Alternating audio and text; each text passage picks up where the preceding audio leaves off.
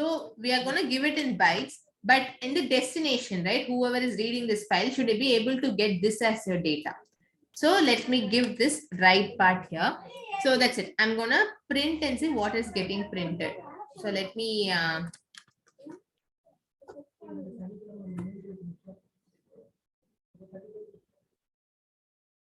print just this object.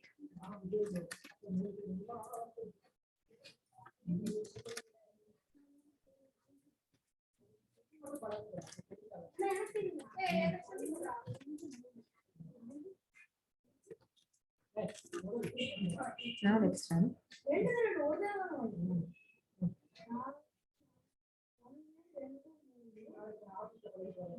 So if you see here, every time I'm printing the bytes, I'm not able to see the data set because it's a string.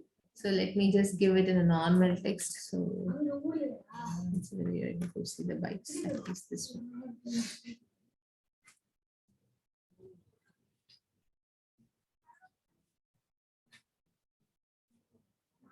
Okay. So now if you see the BAOS, whatever data set I have given the string, it's getting converted. And after I'm writing it in the format of bytes, when I print this BAOS, I'm able to see the text which I have given. So internally, you are passing it as byte format. So whatever data, if you're not giving in the string format, if you're giving it like a normal bytes array itself, it can be any data. So if I give a normal byte, which I have here,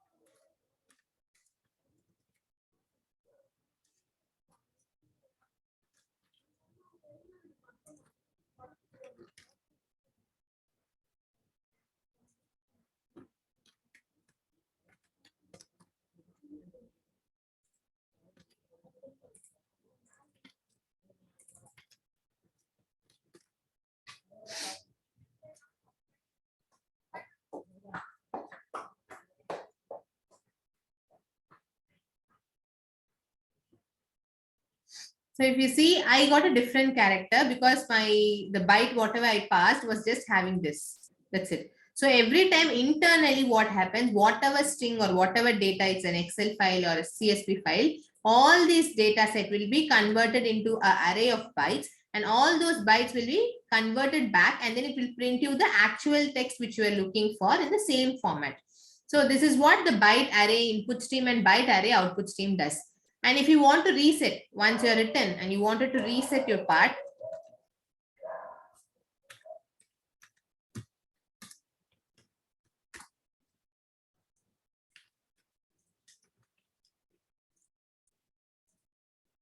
so what happens, the entire object, whatever data you have written will be entirely cleaned out, washed out. So you won't have anything in the data once you give reset. But before reset, you had something called an angle bracket open, right? So on a normal parenthesis. Whereas in BAOS, after reset, it is like completely washed out. There's no data. So when do we go for reset? So whenever a custom, like say I said like earlier, there was a text editor, anyone comes in, writes data, downloads and prints it, and then that has to be cleaned. I don't have any data. So it is like anytime online purpose. So in all your online activities, you can use this reset so that you don't have the history of all your data set, and it will be like a complete new process. And so whenever we write, we need to must, it's a must statement. So every time, whenever we write it, we need to reset our data set unless we are not dependent on it explicitly in our entire workflow of the use cases. So like the reset is something we use whenever we, like for example, like you have to generate a report. You're creating a report, you wrote the entire data set, you saved into a particular file path and post that. So the saving part happens here. Let's say the saving part happens here, into the saving into a particular file path.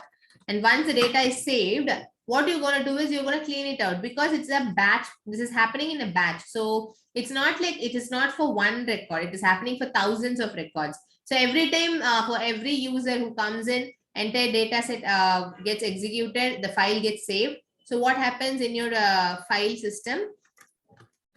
So today's date is 27-01. You have, say, for example, 5 payments, transactions happen to our this particular person. So we'll just say account number 01. You wrote the file and you give reset. And again, another account amount comes as an input. You read, you get the data, you write the file as account number -02, and then you give reset. Again, a new BAOS object is created, and this goes on and on and on. So every time what happens, the reset, it will be fresh. Otherwise, all the data from your account number 101 will be appended in your account number 102. And all these data will be appended in your last file, which is a more riskier way to share the data, and that too in a confidential environment that ends up in a risk and audit failures. So to do that, we always end up the reset part, and then we close that object. So it's all, you also have something called BAOS dot close. So we do reset, or if you have a running process, like it's like every time I need to have this actively available, so that anytime I get an data on time ad hocly, I need to process it. Then you go for reset. No, I'm good with it. I'm done with one-time activity. I'm okay. But in that case, it's always better to close this object. So even an array list, or even if you create a set object, what you can do is, if you have an array list, for example,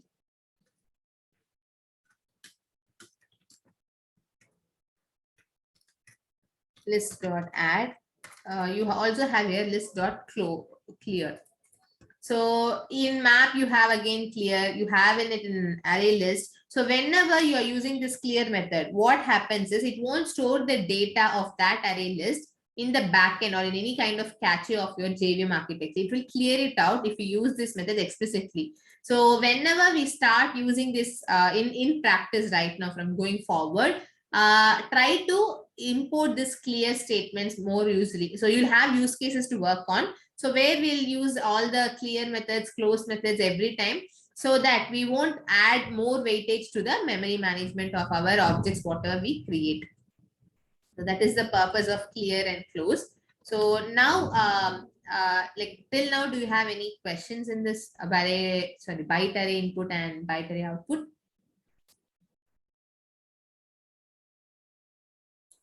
One question, Sana. Yeah. Byte array output, if you are printing this byte array output string, you're seeing bracket, right? So it's printing this ASCII value, right? Yeah, it's printing the ASCII value. So byte array should be ideally printing byte value, right? So why it's printing ASCII Because value? I gave the byte as 1040. I gave a random number. Okay. If suppose if my byte is this one, right? S.get bytes.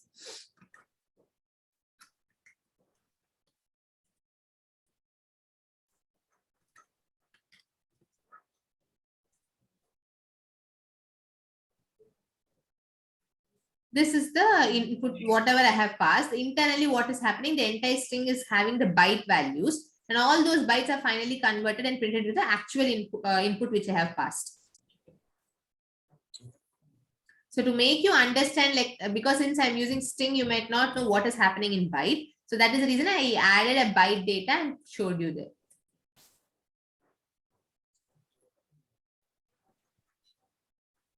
Okay. Or you have any questions still, you can tell me. Yeah, this is clear. Oh. No, because since this is string, you never know what the bytes are, right? Because I'm not able to print them here. Because since I didn't have the toString overloaded here. So, so that is the reason I thought like I can show you this way, so you'll know what is getting printed in the backend, what type of byte it's actually handling. Yeah. So this is one way to handle your input stream and output stream. So there's also like similar to input stream and output stream, we have the reader, file reader and file writer. If you see this one, this is again coming from a class called input stream reader, which is extending the class called reader. Okay. So earlier, whatever classes we saw, so for the input stream and the output stream, both are from the input stream and output stream abstract classes. So these are like byte streams. Whereas this reader and the other one, the writer, so these both are abstract classes. And all these both abstract classes still have the same method. But if you see right now, this is started observing the character array and not byte array. So you can give your data directly as string. So internally, like if you see internally, that will take care of you. So let me go for file writer, read writer. So you'll know like how the writer works. Yeah.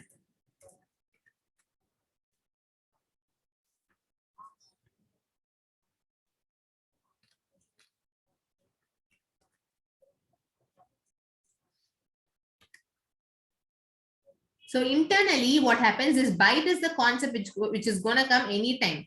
But as a user, like as a developer, I don't need to pass byte array every time. I can just give blindly the string, or I can just give everything. Internally, all the conversions will be taken care by the file writer class itself. So I don't need to worry about the conversion, because so far, whatever case we have seen, so we were actually explicitly passing the bytes, and only then the byte array output stream was able to write them. So every time we can't convert into bytes if it's a huge chunk of data. To do that process, we have the file writers where we give the text what we received, and internally it converts everything into byte array and gives us the actual output what we are expecting.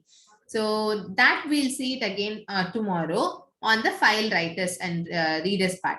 But the concept now here, why we are coming to reader is, we have two abstract classes. In case of byte array stream, we had input stream and output stream. And on top of that, we had byte array input stream and byte array output stream. So this is again another abstract class called reader and writer. And on top of that, we have the other classes like file readers, and you have also have string reader, you have object input reader. So the stream related things will come from the package of input stream abstract class, and all the readers come into this family, this particular abstract class family. So these are the two different ways we can actually read and write. So first one, whatever we observed was byte array input stream. So tomorrow we'll see like what are the other ways we can do it, and what is the best way to take forward in the further practices. So if you see, even in the HackerRank, you would have noticed like they have given you the buffer input stream sometimes, and sometimes file readers and file writers. But preferably, if you see, most probably they would be giving with buffered input streams and buffered output streams in HackerRank websites. So which is like you, all the data set, all the inputs are already in the file format. So they're reading it in the file format and they're handling it. So how to read a file from one particular part, all these things we'll see tomorrow. So just now, right now, whatever we have seen is like basic understanding about your input and output streams, like how your data is getting converted internally from byte to the text which you wanted. That is the main understanding of this exercise. So any questions here?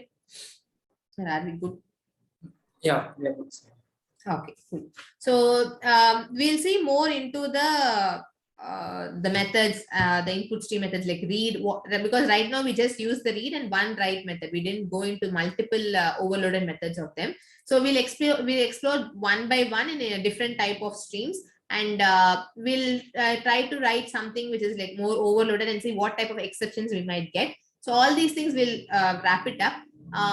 This particular streams part will go for another 2 to 3 days. So, and in this scenario, you will be coming up by handling all your collections framework as the use case. Like you might have the use case to read a file from Excel and convert that into object and then print that object. So you might be having multiple use cases. So where your array list, map, everything comes into picture.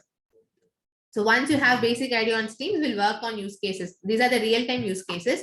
So whatever right now I'm teaching is all from Java 7. We have an advanced thing called NIO, Java NIO package. And that package has more advanced file operations, even like where your file is, everything. So we'll see how this Java 7 file handling is, and Java 8 handling is better. And we'll see these two comparisons also in the stream handling part, so that all your file system handling would be done for both Java 7 and later versions of Java 8 together in this part. So we'll see tomorrow how to read a file from your local system and do all the processes, everything tomorrow. Okay. Yeah. Yeah. Thank you then. Have a good day. We'll see tomorrow again. Thank you. Yeah. Bye.